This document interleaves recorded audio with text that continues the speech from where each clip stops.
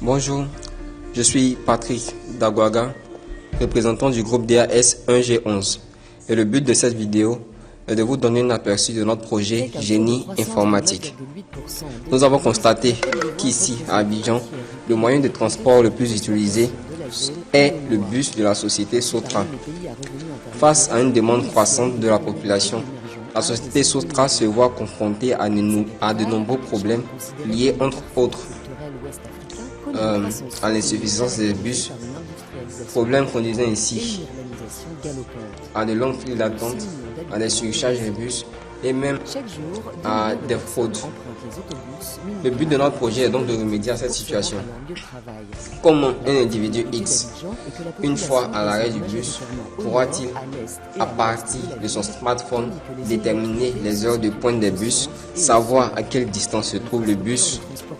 Aussi, comment la Sotra pourra-t-elle éviter les surcharges, s'assurer de l'achat de tickets de chaque passager et bien d'autres situations. Et provoque de fortes nuisances environnementales.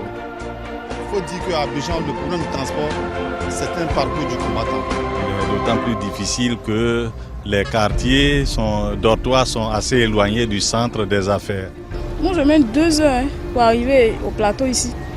Il y a tout le temps des embouteillages, des attentes qui sont interminables. On est souvent en retard au service. On arrive en retard et on rentre aussi tard à la maison. Et souvent même on est obligé de marcher des kilomètres et des kilomètres. Il faut se lever très tôt, chercher les premiers bus. Si on a pris un tout petit retard, c'est fini. On est là, on attend. Il n'y a pas d'heure. On est là dans le flou. Et puis dans les bus, on nous surcharge, il y a assez de personnes. On est serré dedans, il y a les odeurs, tout ça là. On n'en peut plus quoi.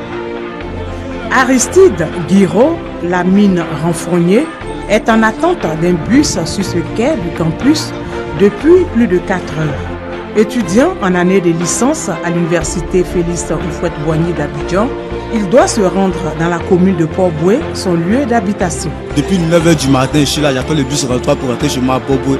Il est pratiquement 13h moins, il n'y a pas encore de bus. Tous les jours c'est comme ça, pas de bus. Il ne rentre pas bien, il ne rentre pas vite parce que le bus tarde. Et lorsque tu rentres tardivement, tu ne sais pas quel temps prend pour te laver, quel temps prend pour manger et quel temps prend pour réviser. Donc ça veut qu'on arrive, on se lève, on mange et on dort, on n'arrive pas à réviser. Vraiment c'est très difficile pour nous. Difficile donc pour étudiants, élèves et travailleurs de se déplacer en bus. Tu as une composition à 9h, tu vas d'un quai à 7h du matin. Jusqu'à 10h, tu n'es pas capable d'avoir un bus. Tu rates ta composition pour des problèmes de bus. Tu es obligé d'attendre à la 2e session pour rattraper.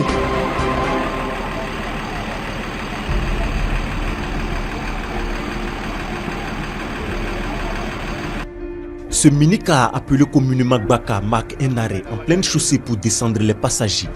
La scène est fréquente à cet endroit du rond-point Liberté dans la commune d'Adjami.